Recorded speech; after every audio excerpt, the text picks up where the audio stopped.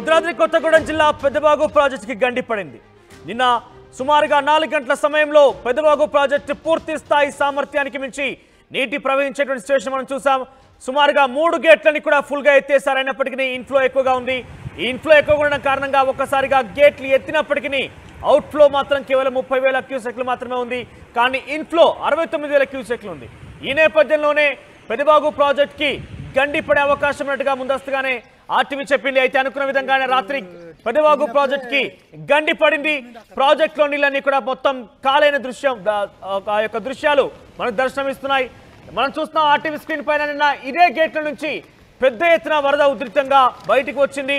ఆ వరద కారణంగా ఎటువంటి హెచ్చరికలు లేకపోవడం కారణంగా కొంతమంది చిక్కుకున్నారు కూడా, అందరికీ కూడా సేఫ్ చేసింది రెస్క్యూ టీమ్, ఎన్డీఆర్ఎఫ్ సిబ్బంది కూడా.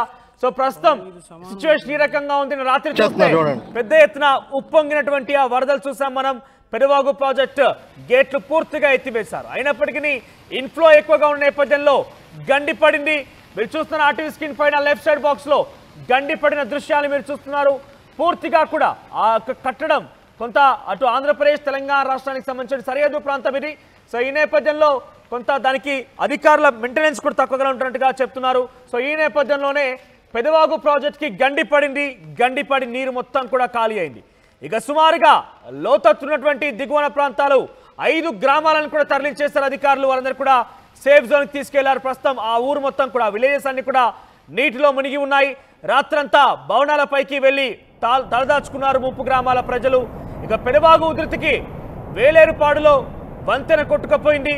పెద్దబాగు ప్రాజెక్టు గండితో 40 మంది వరదలు చిక్కుకున్నారు.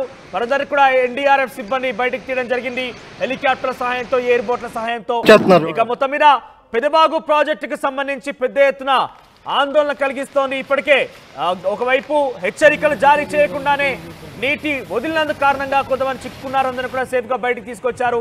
ఇప్పుడు మరొక గండం పెద్దబాగు ప్రాజెక్టు ద్వారా అటు లోతట్టు ప్రాంతాల ప్రజలకి, దిగువన ప్రజలందరూ కూడా ఎదురైందని చెప్పొచ్చు.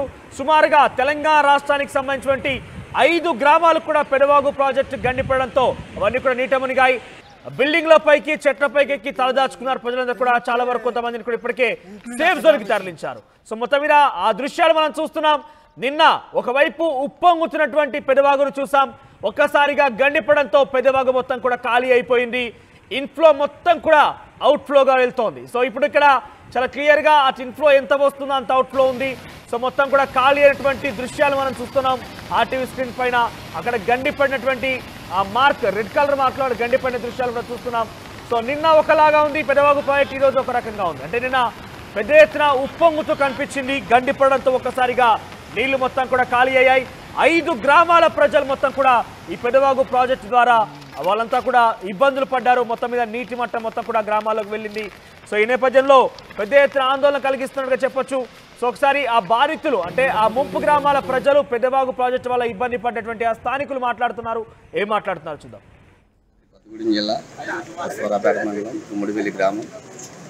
మరి అనుకోని వానలకి గుమ్మడివెల్లి ప్రాజెక్టు జరగడం జరిగింది.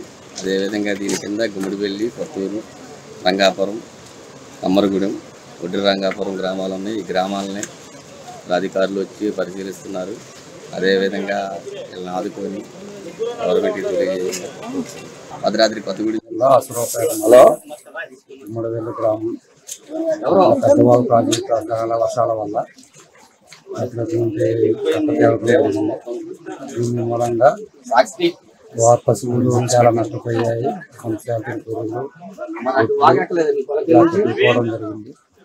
అధికారులు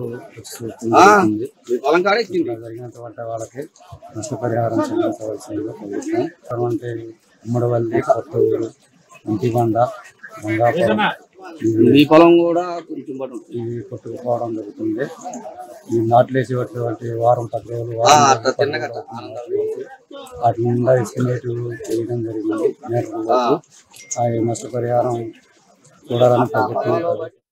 ఇక పెద్దబాగు ప్రాజెక్టుకి గండి పడడంతో దాదాపుగా 5 గ్రామాలకు సంబంధించిన పంట పొలాలు మొత్తం కూడా నీట మునిగా ఏకంగా ఇళ్లకు కూడా నీరు చేరినట్టు తెలుస్తోంది. వాళ్ళంతా కూడా ప్రస్తుతం వాళ్ళని తలదాచుకుని ప్రాణాలు అరచేతిలో పెట్టుకొని వారంతా కూడా ఈ బిల్డింగ్ల మీద, చెట్ల మీద తలదాచుకున్నట్టు తెలుస్తోంది. సో మొత్తం మీద అక్కడ ఆందోళనకరంగా పరిస్థితి కనబడుతోంది. కొంతమందిని ఇప్పటికే రక్షణ చర్యల్లో భాగంగా సేఫ్ జోన్ తరలించారు. సో ప్రస్తుతం సిచ్యువేషన్ మొత్తం కూడా ఆందోళనకరంగా ఉంది. ఒకసారి దీనికి సంబంధించి ఉదయ్ జాయిన్ అవుతారు మనతో పాటుగా. ఎస్ ఉదయ్, సో సిచ్యువేషన్ ఏ రకంగా ఉంది? పెదవాగు ప్రాజెక్టుకి సంబంధించి గండి పడినట్టుగా తెలుస్తోంది. సో ఎన్ని గ్రామాలకు సంబంధించి బాధితులు ఉన్నారు? సో వారంతా ఇప్పుడు ప్రస్తుతం ఎక్కడున్నారు?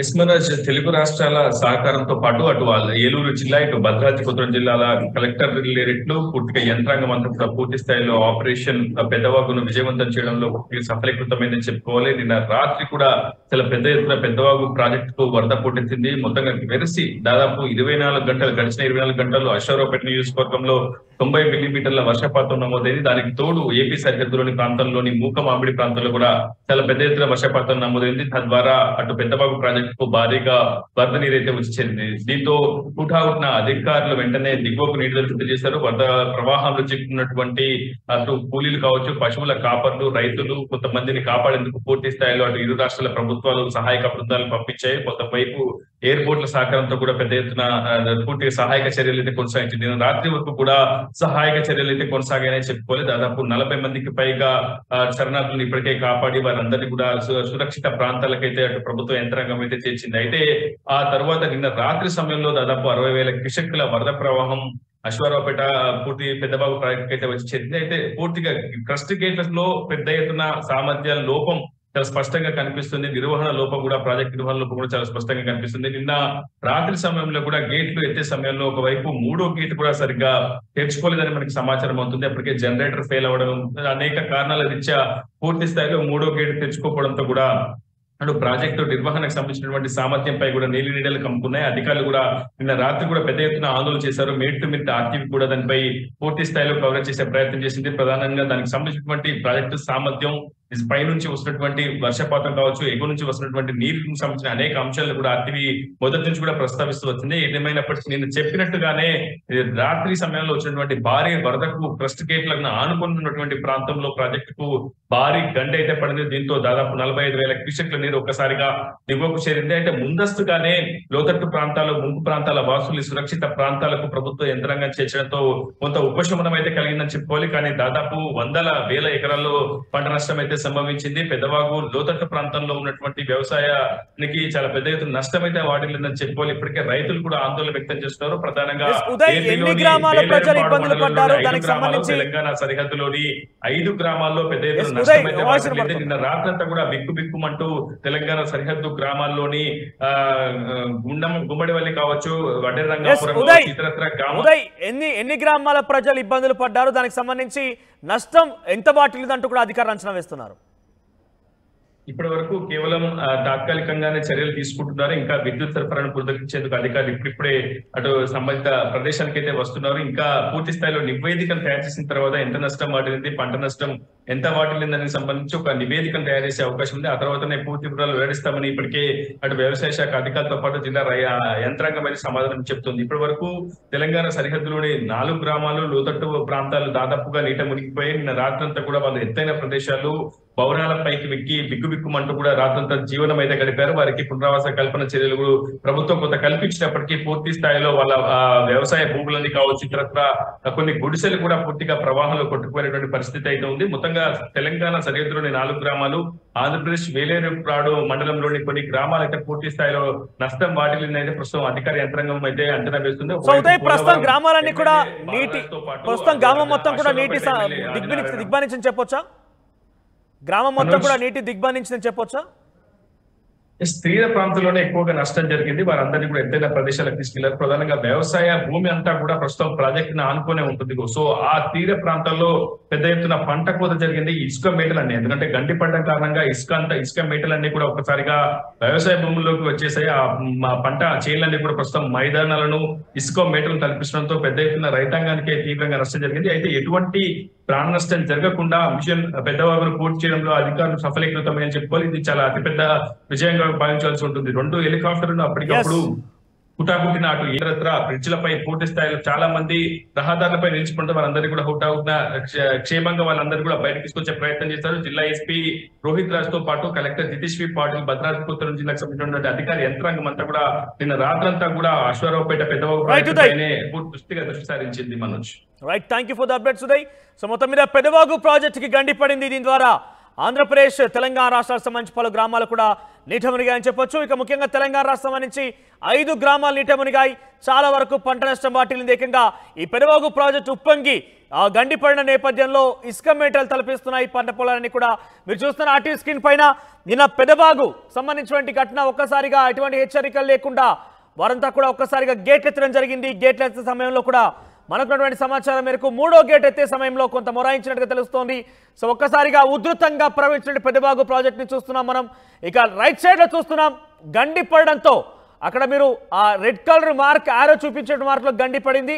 సో గండి పడడంతో పూర్తిగా కూడా ఆ నీరు అక్కడి నుంచి ఖాళీ అయిపోయింది. ప్రస్తుతం పెదవాగు ప్రాజెక్ట్ మొత్తం కూడా ఖాళీగా కనబడుతోంది. సో ఒక్కసారిగా ఇన్ఫ్లో 69,000 క్యూసెక్లు వచ్చింది. అవుట్ఫ్లో కేవలం 30,000 క్యూసెక్లుగా ఉందంటే డబుల్గా ఇన్ఫ్లో రావడంతో ఒక్కసారిగా గండి పడింది పెదవాగు ప్రాజెక్ట్కి. సో ఒక్కసారి ముందస్తుగా హెచ్చరికలు లేకుండా పెదవాగు ప్రాజెక్ట్ నీటి విడుదల చేయడంతో 30-40 మంది అక్కడ చిక్కుకున్నారు. అందరూ కూడా సురక్షితంగా కాపాడిన సక్సెస్గా చూసాం. తర్వాత వెంటనే ఒక గండి కూడా పడింది. గండికి పడడం కారణంగా 5 గ్రామాలు నీట మునిగాయి. ప్రస్తుతం వారందరికీ కూడా రక్షణ చర్యలు కొనసాగాయి. వారందరూ కూడా సేఫ్ జోన్ తరలించారు. మొత్తం మీద ఆ గ్రామం అయితే నీట మునిగినట్టు తెలుస్తోంది. చాలా వరకు పంట నష్టం వాటిల్లినట్టు తెలుస్తోంది. సో అధికారులు రక్షణ చర్యలకు చేపడుతున్నారు. పంట నష్టానికి సంబంధించి త్వరలోనే అధికారులు ఒక నివేదిక తయారు చేసే అవకాశం కనబడుతోంది.